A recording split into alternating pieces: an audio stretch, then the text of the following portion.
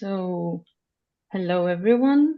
Let's wait for a couple of minutes, 2 to 3 minutes, for everybody to join us. Welcome if you're already joining.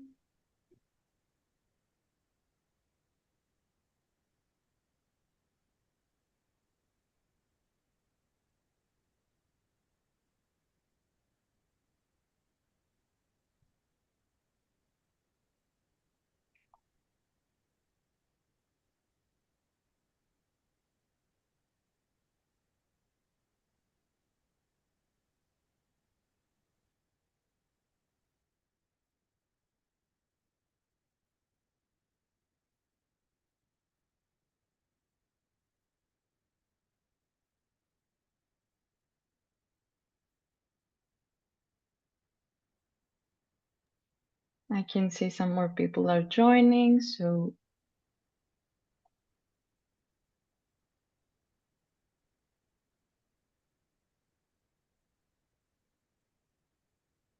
as Natalia is saying on the chat, we would love to know who's with us today, so please share your name and where you are joining from.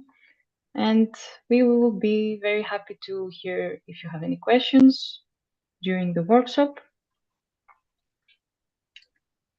Okay, let's wait for 2 minutes for more people to join.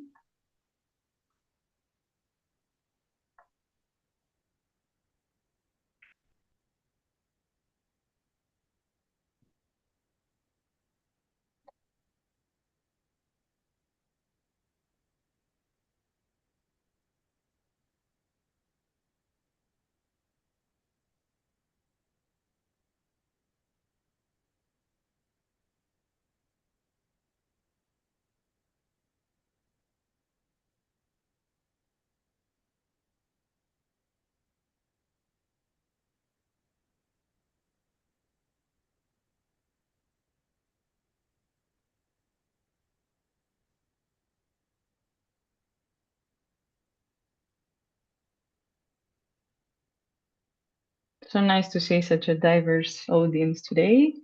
Okay, 1 minute and we will be good to go.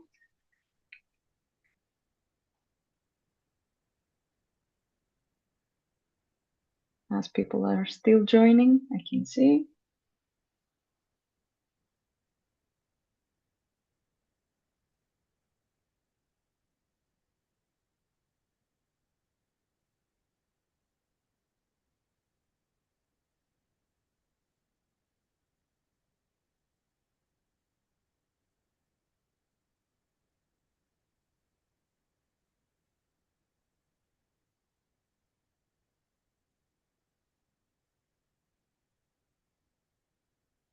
Okay, we are ready to begin our Networking Friday number 2.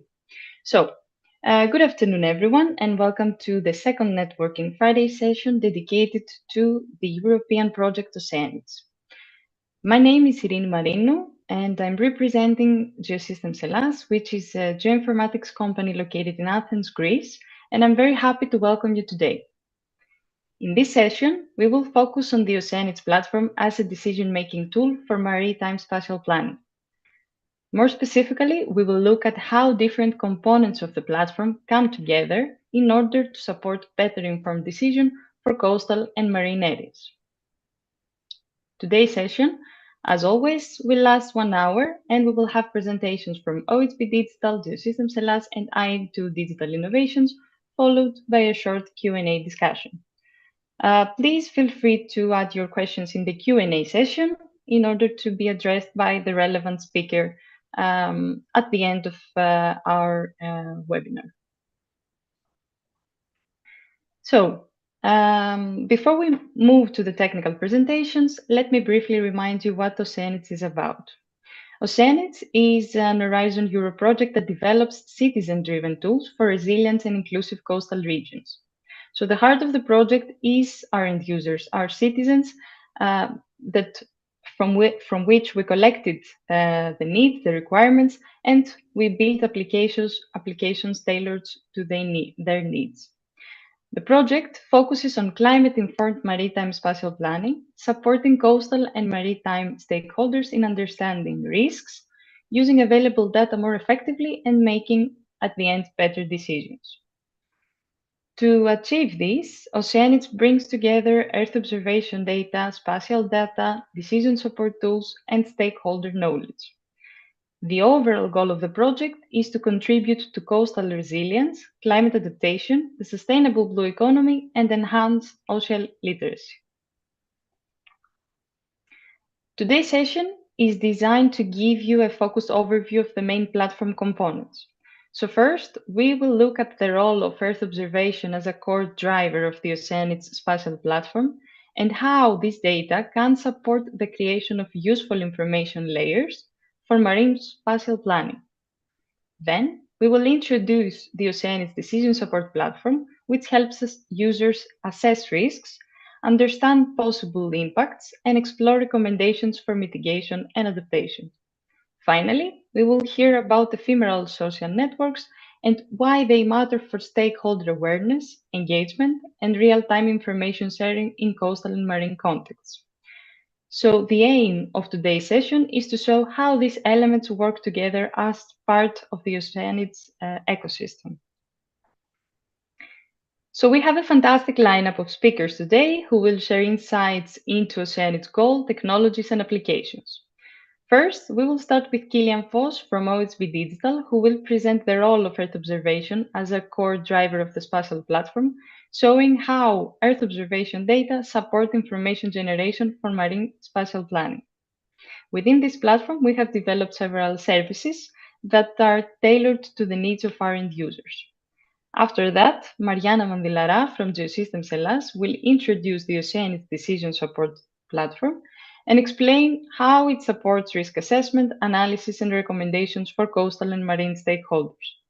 And then, George Ioannidis from IN2 Digital Innovations will present the concept of ephemeral social networks and explain why they matter for stakeholder awareness, engagement, and information sharing. After their presentation, we will open the floor for a Q&A session, so I encourage you to ask questions or even share your thoughts and engage in this discussion.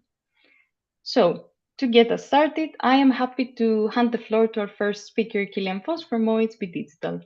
Kilian, the floor is yours. Thank you, Eirini. Hello, everybody. Thanks for joining. So I'm Kilian Vos. I'm an Earth observation data scientist at OHB Digital, based in Bremen, Germany.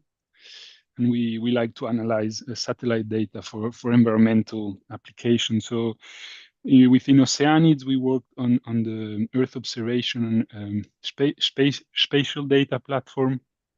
And now we have a prototype. So today I'll show you this prototype and we can explore it together. So I'll share my screen and everyone can see. Okay. Okay.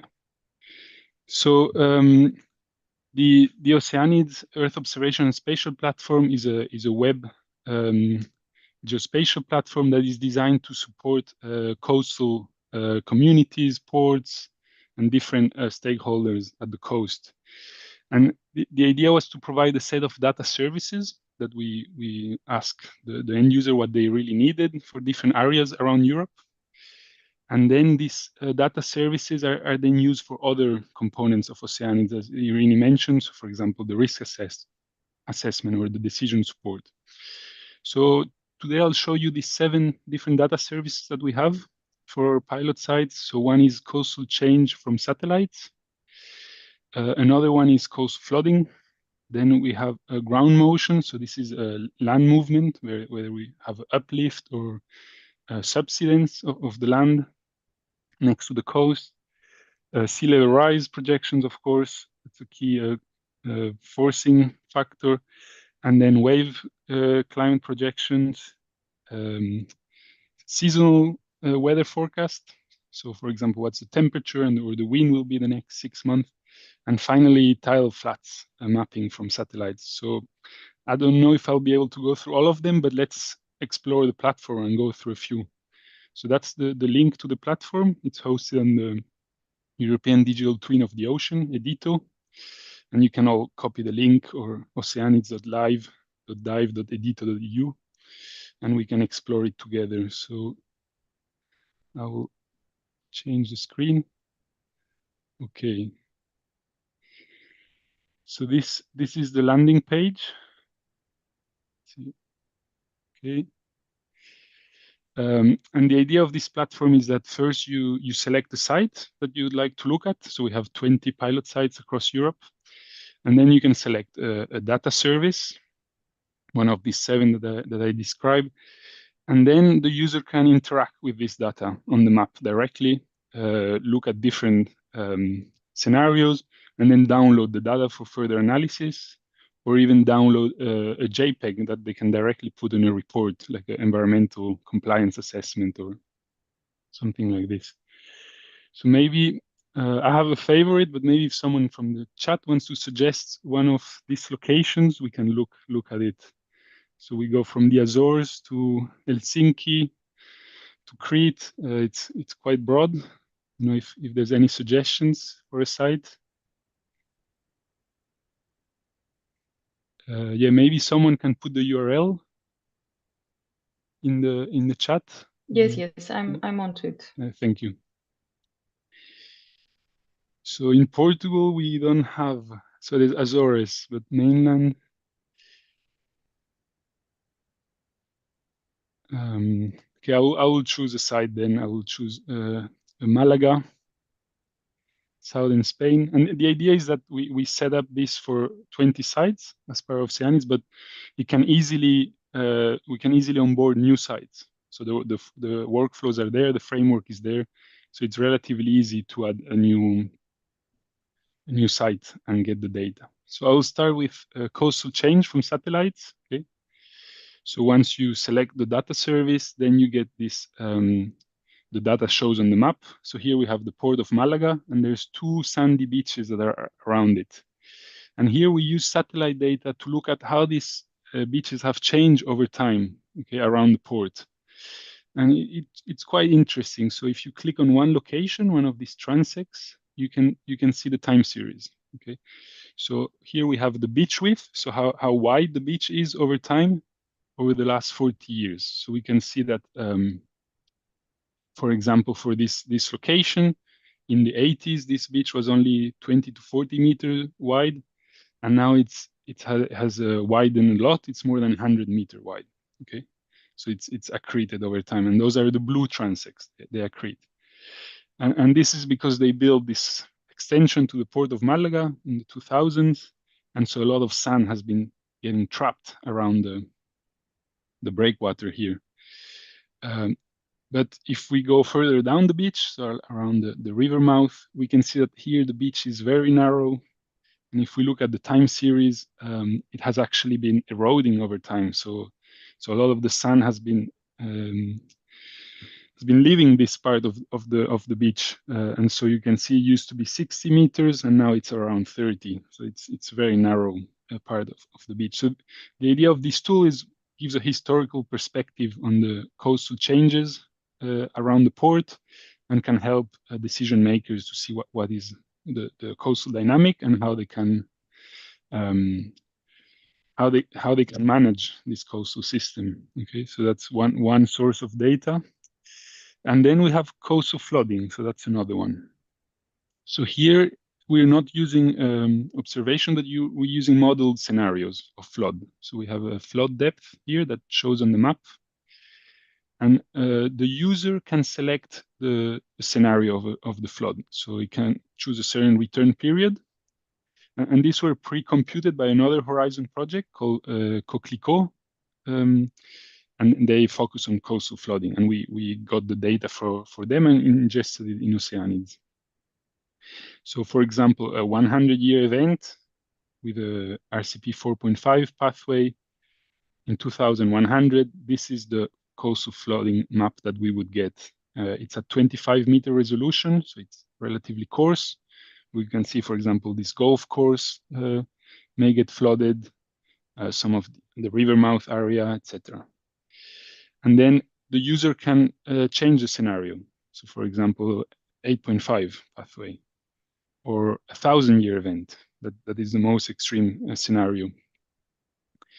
And different areas of the port and the coastal city will be shown as flooded. That's the risk. And this is only coastal flooding. So this does not include rainfall or river flooding. It's really mainly from the coast. And so this can link very well with the sea level projection service. So it's this one here. And this comes from Eurocordex. So for every data service, you can click on the information button, and then you'll get the source of the data. So some we process ourselves, some come from other applications, and some information about the data. So this comes from the Eurocordex, which is a simulation effort for all of Europe. And here the users can look, for example, at daily water levels. This is the historical period, and then we can look at the future period. So these are the projections to 2050. We can see, okay, from Eurocordex here, it's projected that the sea level will rise at around 5 millimeters per year for this part. And the user can also change between different models. It's very similar, 5.3, 5.7. And then the data can be downloaded as CSV or as a JPEG to be put in a report. And then here we also have an extremes product. I won't go through all the products, but trying, no, this one. Yeah. So extreme shows a general extreme value analysis, extreme value analysis. So the sea level that is expected for different return periods. For example, 100-year event is about 0.8 meters. Okay, now we've done the sea level. So I think one very interesting one that we also added that was requested is the ground motion product. So this is the vertical movement of the land.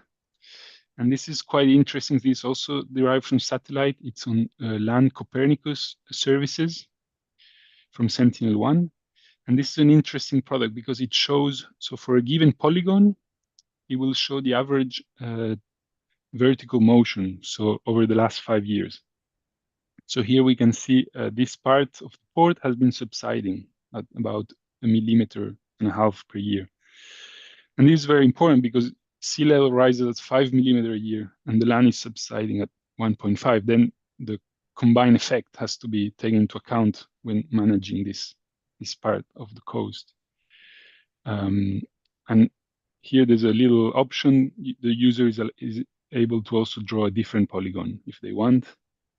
And then a new area is calculated. So you can explore different areas of your coast and look at the trend and whether it's subsiding or uplifting. So I think that's quite a lot of inputs already. Maybe we can go to another site. So for example, for ground motion, I think it's quite interesting to go to Northern Europe. So if we select, for example, Helsinki, and you will see not all products are available at all sites because some sites don't have a sandy coast, for example, or don't have the necessary data to compute this product. For example, I think the coastal flooding is only mainland Europe, so it doesn't cover the Azores, for example. And that's the product, how it is.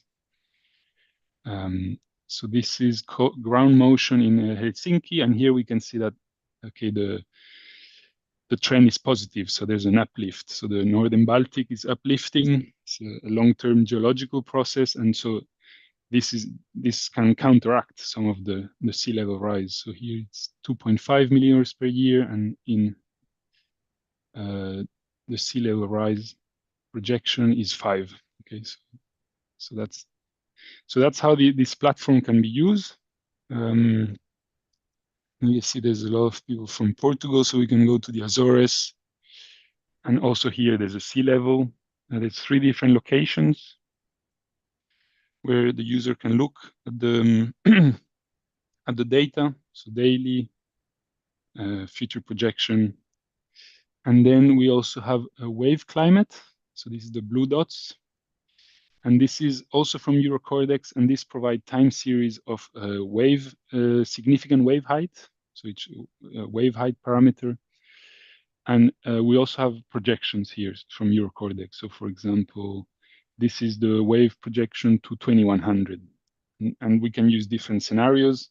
There's no big differences between the scenarios for waves, but the data is provided here.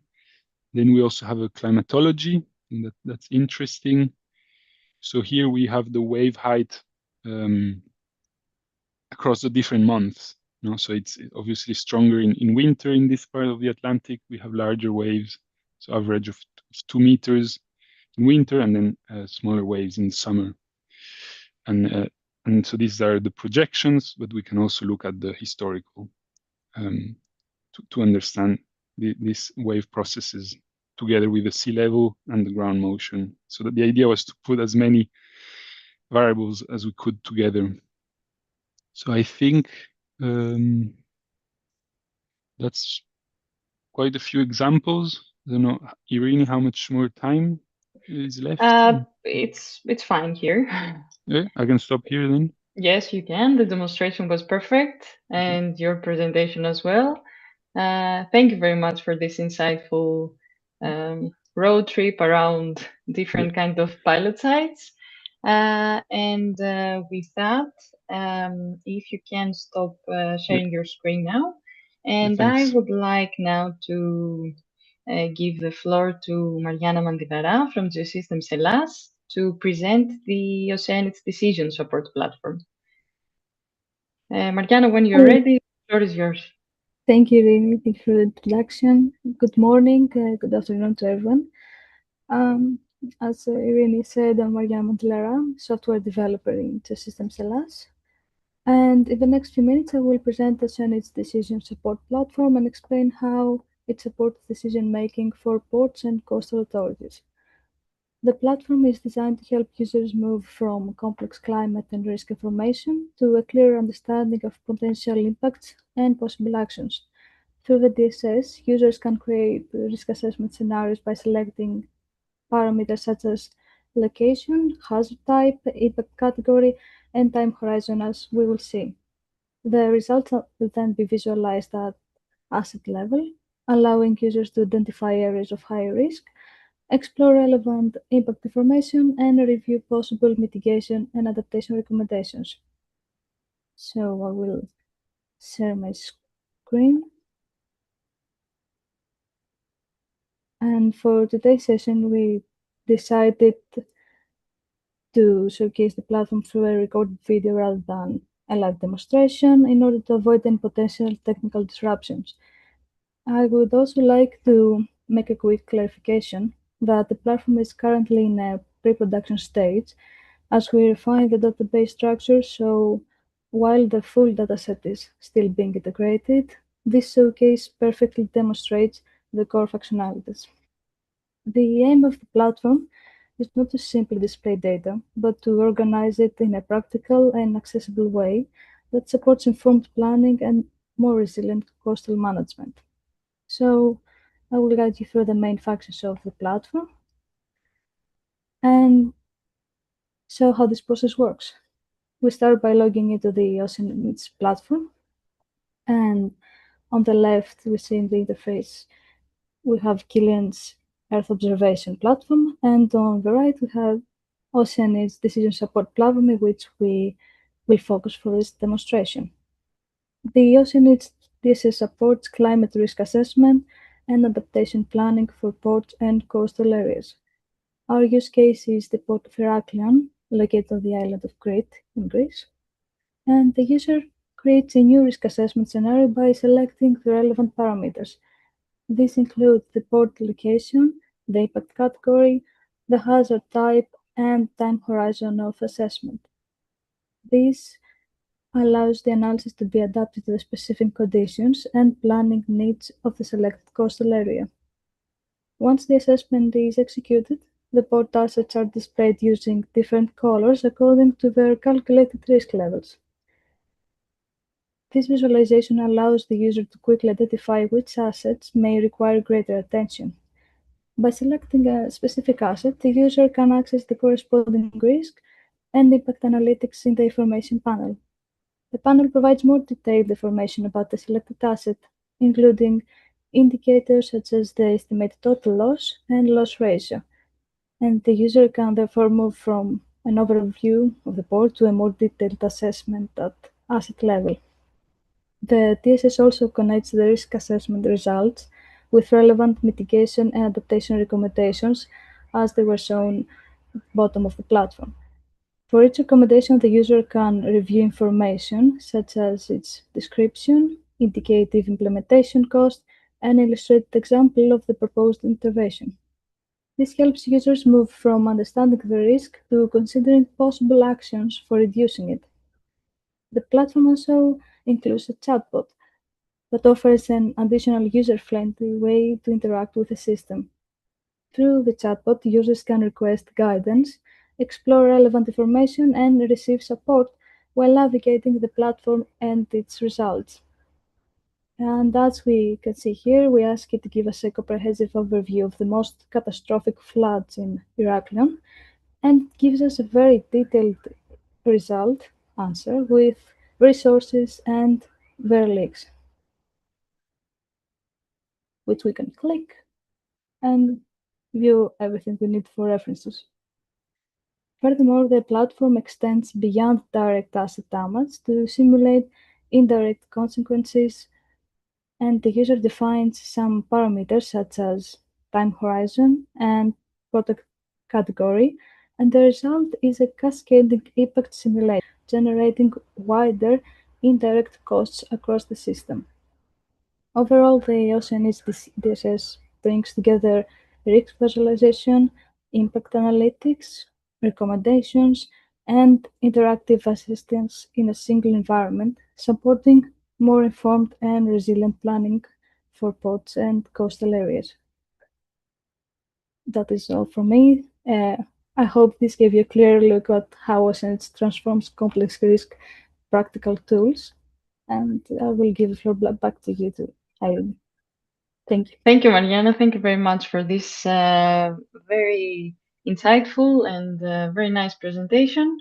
With that, we can go to the citizens' perspective and the engagement of our citizens. And with that, I would like to give the floor to George. He will present the ephemeral social networks. So when you're ready, please share your screen and the floor is yours. Thank you very much, Eirini. Hello all, hello everyone.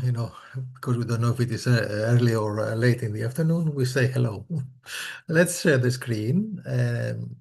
Sharing the screen.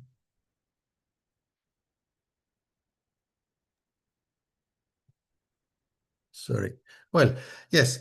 I will talk about citizen engagement essentially and explain why it matters. But it's interesting to also explain the approach that we took in order to enable, let's say, citizens to engage more. My name is George Ioannidis. I'm coming from Into Digital Innovations. We are based in Germany, in the southern part of Germany.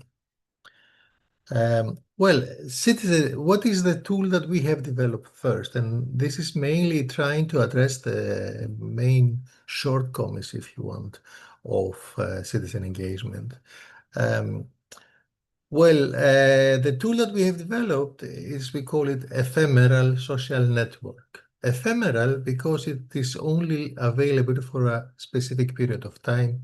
Usually when you do citizen engagement activities, they run for 1 month or 6 weeks. That's the standard time available. When you do citizen engagement activities, now you mainly use surveys or workshops, physical workshops. That's the main tools that you use. So you want to learn something about the opinion of the citizens for a specific project or a specific construction or redevelopment that you're doing, that you're planning to do. And then you ask them through a survey or you call them into a workshop. And this is how you do it. Well, we actually changed this because we, in a way, break down the survey into smaller bits and pieces that can be responded to via something that we call a social network. So in a way that you can interact with the questions of the survey, the users, the citizens they interact the same way as they would interact in a social network. And that's increasing citizen participation because it's a common way of interacting and it is known to all. The other problem that basically citizen engagement activities have is a matter of transparency and accountability. Citizens provide their opinion. They're asked to say something about a construction project, and at the end, though, they don't know how much of their opinion or why the final decision came and how it was taken. So, in a way, this kind of engagement activities are not transparent enough for the citizen.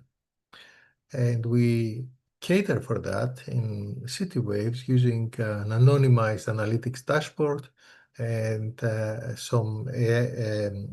providing tools to, let's say, ask for insights in these dashboards. I will show this a bit later. The other problem that the citizen engagement activities have are essentially well, not all participate. That's a problem. Usually in these activities, organized interest, you would say, are participating. People who have a stake in the construction project, the neighbors, in a way, the kind of, let's say, the more immediately affected ones. Especially people who are a bit older cannot participate. But because we use this social network paradigm, the tool provides also the opportunity for older people to participate. So how citizen engagement is now what are the kind of, let's say, use cases or how it is used now? There are well, you can ask citizens for many let's say projects. You could ask about funding priorities. What are we going to fund now? It's mainly addressing, I mean, the end user, the person who are running the citizen engagement activities are public authorities, municipalities, cities, regions. And they can ask about fund priorities. They can give feedback. Citizens can give feedback about noise pollution. They can ask about, as I said, a new construction in the port, or how are we going to deal with, let's say, new measures to cater for resilience and coastal management. All these things basically are part of the citizen engagement process. And in order to cater these different options that you could ask, CityWaves, the tool that we have developed in the framework of OCEANIDS, provides several types of questions. A rating question provides a way to add polls, but it does not only that. It, in a way, extends a survey also with the social network features like commenting, liking, and discussing the priorities, the questions. So it's a bit more interactive. And in addition, what it does, it allows people to post themselves. Ordinary citizens basically write something that they can start a discussion of. And that's in a way democratizing access and the access to content, and also the interaction, basically allowing more a direct democracy in the city. The tool we have developed is available under this URL, and we are looking for pilot sites. So you are welcome to contact me if you want to use this, and it will be for free. So that would be a possible use case now. So please write here or contact me or pose a question on the chat. And I'm just going to make a short, very short demo here, specifically the part that is dealing with the AI insights. by showing basically the two different screens. On the right side, you see the screen that is mainly for the end user. So you can say, okay, what level of mobility you can answer questions like pose and things like that. So the usual social network experience. Every network has a specific topic. So this is about a port redevelopment initiative. And then basically people can interact and write their own posts and also comment if you want. On the left side, you see the administrative dashboard, which essentially takes all this information and puts them into a specific context. And as you see here, the context is, let's say, more quantitative, more semantic, more temporal patterns or user behavior. But also we have these AI insights that essentially summarizes all the posts and comments into some dedicated topics. Topics that are easy to kind of, let's say, browse, but you can also ask questions. For example, let's say effect of rainwater, or let's say rainwater. Let's say rainwater. Water in the development. And then you basically ask the question, you get a result basically if there is something that is related there. So the effect of intense rainfall, so you can browse and in a way look at that. Also, you can say basically if you want to analyze one of the topics provided above, okay, say how to improve accessibility. So you use this in a way as a tool to get more information and more details on the discussions that have been that took place in this social network, and this provides greater transparency and a view of legitimation of what you what the public authority has decided to do at the end. That was my presentation. Thank you very much. And moving forwards. Thank you very much, George, also for the presentation and the demonstration. And with that, if you can stop yes, and I will share my screen now.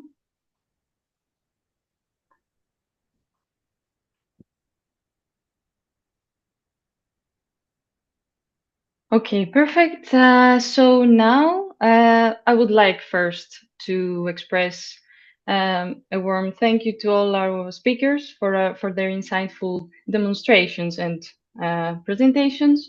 It's quite of inspiring to see the innovative work being done in OCEANIDS in order to support sustainable coastal management and resilience. And now we are ready to dive into the Q&A session. So this is your opportunity to ask any questions, share your thoughts, or seek clarification about what you have heard today. I have already seen some clarifications about the Marine Spatial Platform.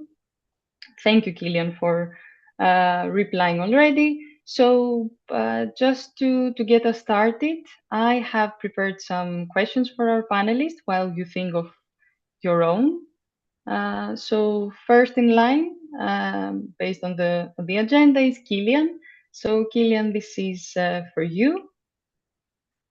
So from your perspective, how can Earth observation data be translated into practical information layers that are useful for planners and port or coastal authorities?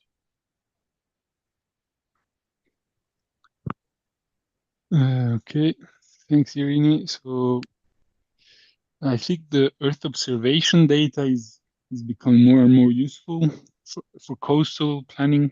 So we can monitor coastal change, we can monitor bathymetry now, we can monitor vertical movement, but there's still, for planners, and there's still one layer in between.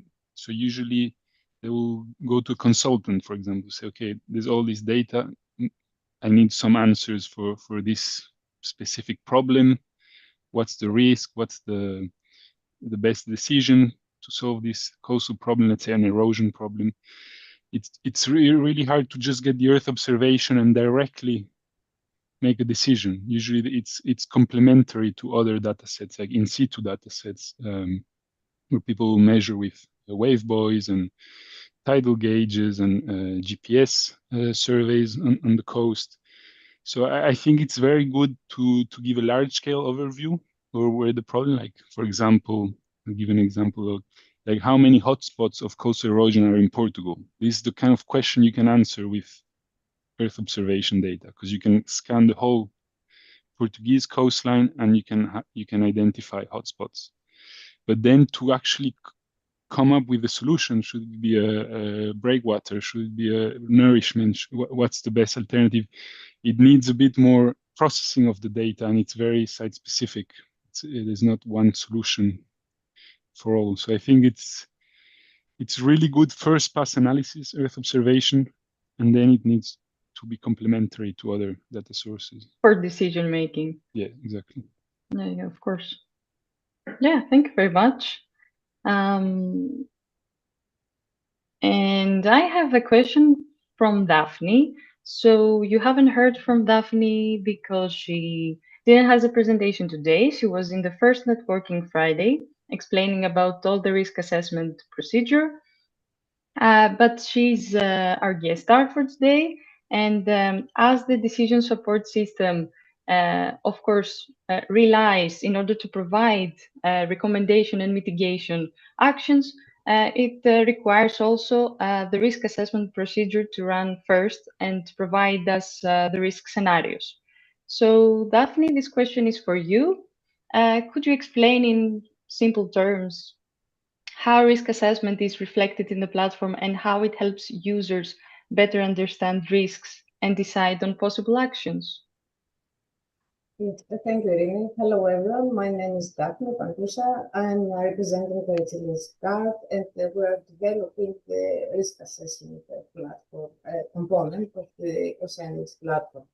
So, the risk assessment platform is based on information about the possible hazards like wind, floods, or earthquakes, the assets that are exposed on these hazards, such as the port infrastructure, and their vulnerability to estimate both damage costs and operational disruptions. So we have two different kinds of, let's say, of losses. The direct losses, which are the damage costs, and the indirect losses, which are actually the operational disruptions.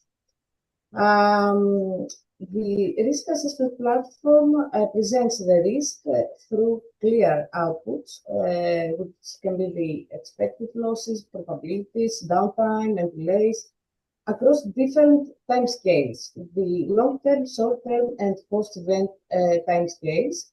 And this helps users understand both the worst-case scenarios and average impacts. But I wanted to highlight that at this point, because I don't know if it is very clear, that the platform doesn't just give one answer. It shows a risk under different time perspectives. As I said before, it is the long-term perspective, which is a pre-event mode, actually. In this case, we are looking at many possible scenarios, and of course, the uncertainty is high. And this helps the users to with the strategic planning. The second perspective is the short term. Again, it is a pre-event mode. For example, from today to 6 months ahead. And in this case, we use forecasts to narrow down possibilities, and the uncertainty is medium. And this time scale helps the users to preparedness. And the last one, the post-event mode. In this case, the event has already happened, and we are focusing on a real event. The uncertainty does not exist, and this helps the users to with the response and recovery. So, in order to remember all these timescales, the first one actually answers to the question, what could happen someday? While the second one, the short-term mode, answers to the question, what is likely soon? While the last one, the post-event mode, answers to the question, what just happened? And I think that this is very important for someone to understand. That's why I explained it in detail. All this makes complex risk information easier to interpret and allow the users to compare situations, plan ahead, and decide on appropriate actions for prevention, preparedness, and recovery, as I explained. I hope it was clear. I don't know. That was perfect. That was perfect, actually. Yes. The way you put it. Yes, I know. I thought a lot about this, and I tried to find a very simple way to explain. Yeah, that's perfect. That's because perfect. I know it's difficult for someone to understand. Yes, exactly. Yeah. It's a bit difficult, but no. You put it extremely well, and thank you for that. Thank you. As we do not have any questions, I can jump to Mariana. And Mariana, how does the decision support platform help users move from risk assessment, as Daphne explained, to concrete recommendations or mitigation options? So, thank you, Eirini. The platform helps users move from risk identification to possible actions. When the user creates a scenario by selecting the parameters we saw in the platform, the port, the hazard, the category, the time horizon, what's happening is a translation of raw hazard data into asset-specific metrics when the user clicks all the parameters it needs, and then it may be need filtering as it was shown with a cost level or anything the user needs. But the system matches these constraints against specialized matrix output to the recommendations that have been results from a lot of research. And this is what's shown with many recommendations, not just one actually, for each asset type. And the DSS does not only show the risk, so it only supports users in exploring possible mitigation and adaptation measures. In short. And at the end, taking the proper decision depending on which hazard concerns the specific region. That was perfect. Thank you very much, Mariana. And last but not least, George, how can ephemeral social networks improve real-time awareness and stakeholder participation in coastal and marine management, specifically, as it is our theme of today's webinar? Yes, thank you very much, Eirini, for the question. Essentially, you can use this technology presented, ephemeral social network and cityways, as a way to get feedback on all the issues you would essentially are requesting. So one of the ideas basically we have is not only improving transparency, but in a way in legitimation and accountability, but also co-creation, allowing people to co-create and co-design solutions. And I think this is a very interesting approach here. And it's especially useful in also in this coastal management and coastal scenarios and risk taking. It is mainly for in a way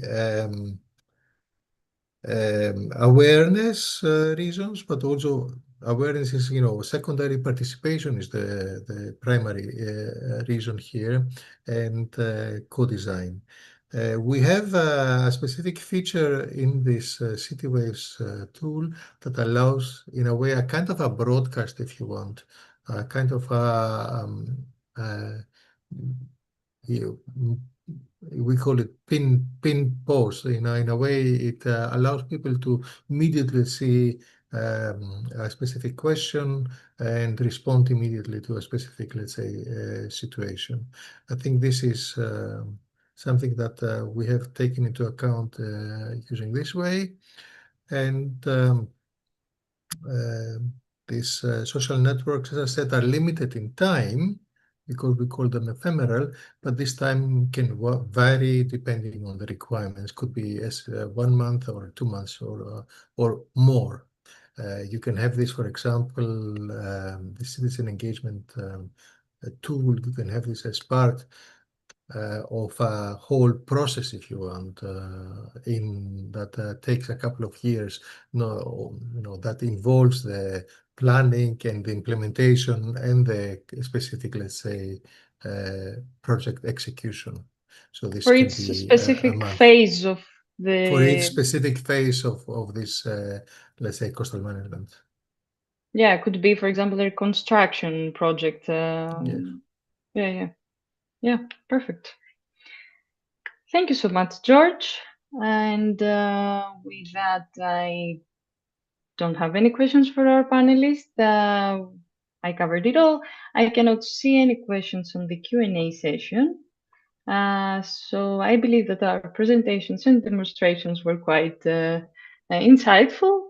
And with that, I would like to thank you all for joining us today and for contributing to this engaging discussion, even when asking about the Marine Spatial Platform and how to get this data from the platform. That's also something that we gained today. We saw how you try to engage, and we received some feedback. It's super. And a big thank you to our speakers for sharing their expertise and insights. It's clear that OCEANIDS has the potential to make a meaningful impact on sustainable coastal management and the blue economy. So we hope you found today's session informative and inspiring. And if you would like to learn more or even stay connected with the project, please don't hesitate to reach out to us, any of us, or even visit the OCEANIDS website by typing OCEANIDS EU project. You can find us. That was it from my side. On behalf of Geosystems Hellas and the entire team, I wish you a wonderful day, depending on the time. So goodbye, and we will look forward to see you at a future event. Thank you very much. Thank you. Thank you, Eirini. Thank you. Bye-bye. Bye, everyone. Bye. Bye. Bye.